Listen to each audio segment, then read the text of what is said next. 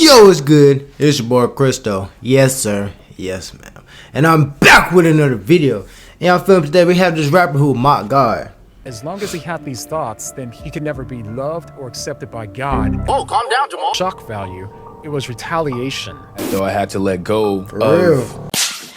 On your Nike tennis shoes 666, you think I'm gonna stand for that? You've lost your mind. You tell Lil Dash X I said so. Everyone seemed to be weighing in, and now even those who once supported him started to pull away. It all fell apart for him. Hey, man. Apparently it looked like his Lil Nas X, you feel me? I wonder what really happened to him. But y'all feel me? Hit the thumbs up button, hit the subscribe button.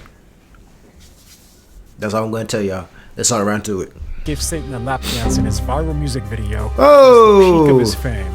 And the It was. he mocked God. But that He same did. moment also marked the start of a downfall almost no one saw coming.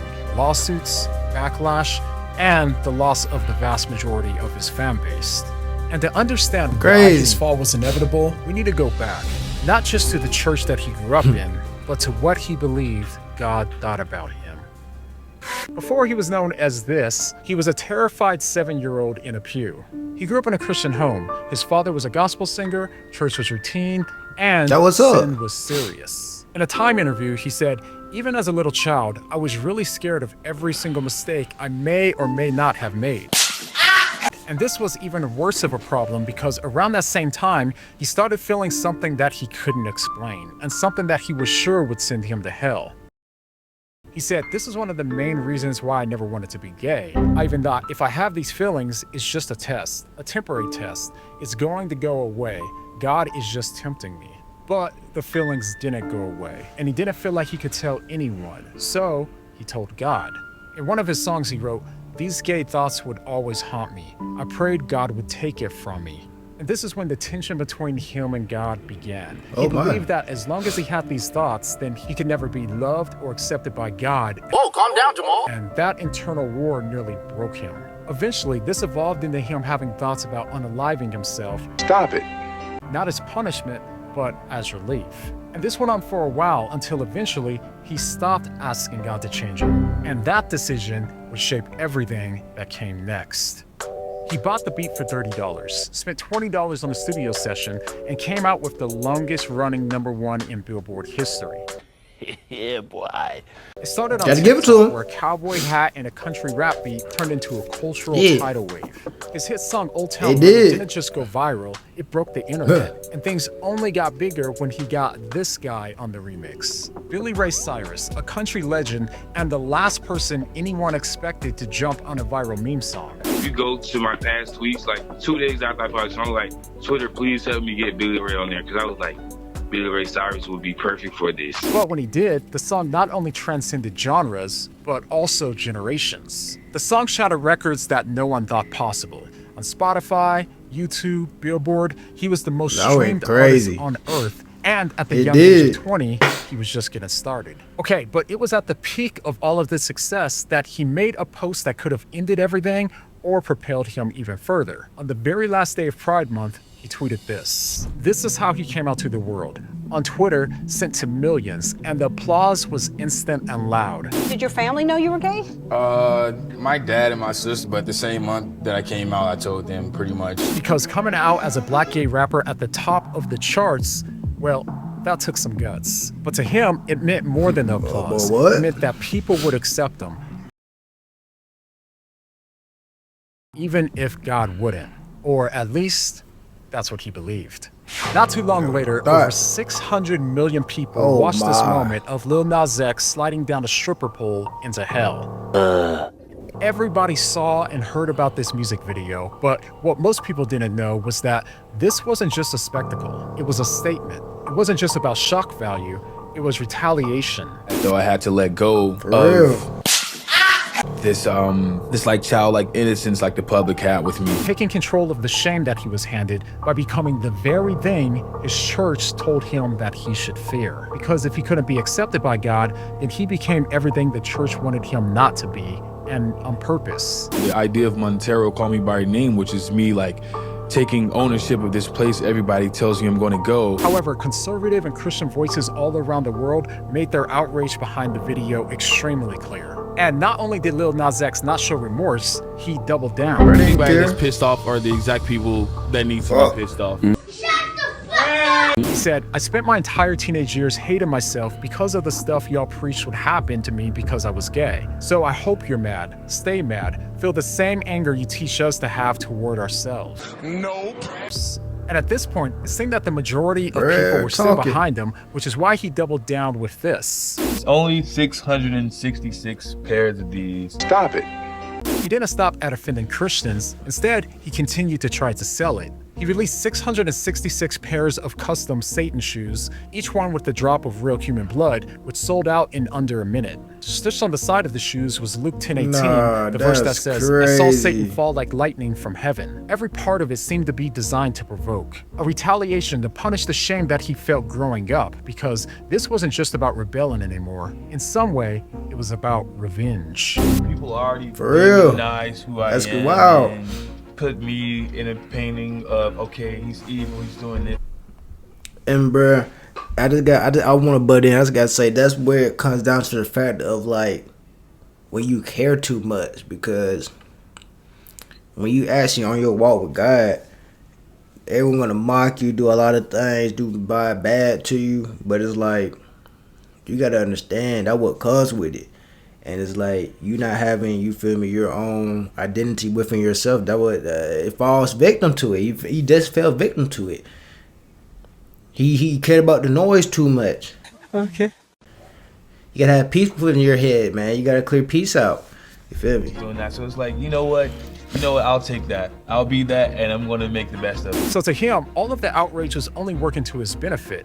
That was until only a few days later, when Nike decided to sue him for hurting their brand's reputation.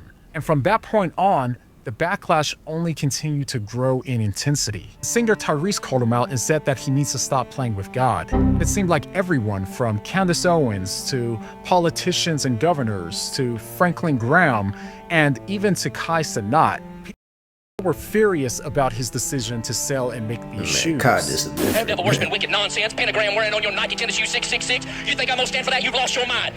You tell Lil Nas X I said so. Everyone seemed to be weighing in, and now even those who once supported him started to pull away. Okay. But still, he didn't apologize. He continued to mock the outrage, because by now, the retaliation was no longer a wound, it was fuel. He decided that if the church was going to treat him like a villain, then he'd become one, loudly. And it wouldn't be too long before he started to reap the consequences of his decisions. And real quick, he died down, so did the buzz around his name. We really didn't hear that much from him until he posted this. He promised to have the greatest comeback of all time.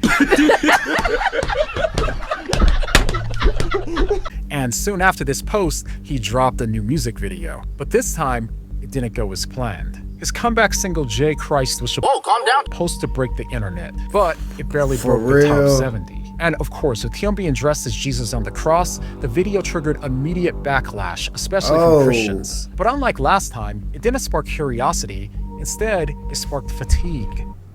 I gave a care about that. I didn't know he even dropped the video after that, man. I don't even care nothing about him. Stop it. No one seemed to really care, and that was not the reaction that he was looking for. So soon after, he also made this skit, which only made things worse. Another attempt to provoke, but this time, the outrage was different. People had enough. Even his own fans started to turn, not in anger, but in disappointment. Seeing like actual fans like turn and say like, whoa, why is he doing this? Why does he keep messing with these people? They weren't only tired of his trolling, they were tired of the repetition, and the numbers told the same story. Streams plummeted, millions tuned out almost overnight. People simply weren't having it, and seemingly realizing that his old antics weren't working anymore, he made this video. I wanted to not necessarily apologize, but I wanted to explain like where my head at and where it's been for like the last week. So first of all, when I did the artwork, I knew like there would be some upset people or whatnot, simply because, you know, religion is a very sensitive topic for a lot of people. But I also didn't mean to like mock. This wasn't like a due to you people. I don't want to hear that. Due to the Christians, like, you know, it was not that. It was literally me saying, oh, I'm back like Jesus. Like, stop it.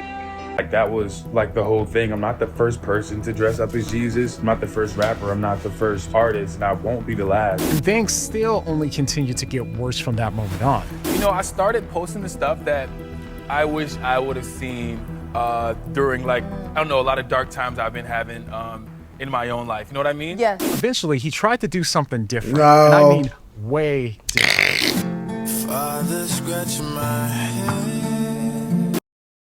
Okay. He released a song that was a complete 180 from his video where he's dancing on stage with the caption saying, "Y'all mind if I enter my Christian era?" The lonely road seems to last the longest. And surprisingly, the song was actually really good. It just shows how talented he is and what he could have become had he not turned away from God. But at this point, although some hoped that it was sincere, others just rolled their eyes. But either way, it didn't stick. Free me from worry and wanting pity. The high was over. The performance Should've wasn't just- working. Man. And behind everything was someone who still felt empty. In just 1,023 days, he went from a global icon to a cultural afterthought. This wasn't just a career crash. It was the moment that the lie started to break. The lie that fame could replace acceptance. That applause could silence shame. That trolling could fill a hole in the soul. Because sometimes, collapse is the only thing loud enough to expose the lie that we've been living. Yeah, boy. And to this day, things still seem to be going bad for him, as the only big news that we've heard from him lately is this. Singer and rapper Lil Nas X was hospitalized this week with partial facial paralysis. And when I smell, Yo! by the way. It's like, what the? Now, of course, this is sad, and all of this is a tragedy, starting from the moment that he decided to mock God. Okay, but here's the real tragedy. The real tragedy in all of this is not just that he mocked God, it's that he never believed that God could love someone like him to begin with. But in reality, no one is too far for God to reach. As long as you're still breathing, you still have time. And this is important because when you think that God's love is something that you have to earn, the moment that you feel disqualified, you stop trying to be accepted by God and you look to find that acceptance in someone else. But the gospel makes it clear that God doesn't accept us because we're good, He accepts us because of His grace. You don't come to God because of how good you are, you come to God because of how good you aren't. The Bible doesn't say that God justifies the godly, but instead, He justifies the ungodly.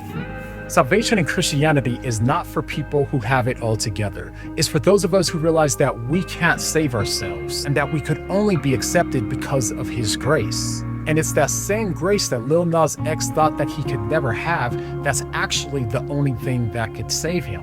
And the reality is, no matter who you are, no matter what you've done, God is offering His grace to you. And although it feels like it, shame isn't the barrier to accepting grace, pride is. So let go, believe in Him, and you will be saved. Hey man, what do you mean? But that was a great video. I can't even count. That was a great video. I love how you ended that video, man. Oh, I love how you ended that video. But y'all feel me? Y'all gotta, for what I want to say from this video is that y'all gotta remember that, like, none of us are perfect at the end of the day.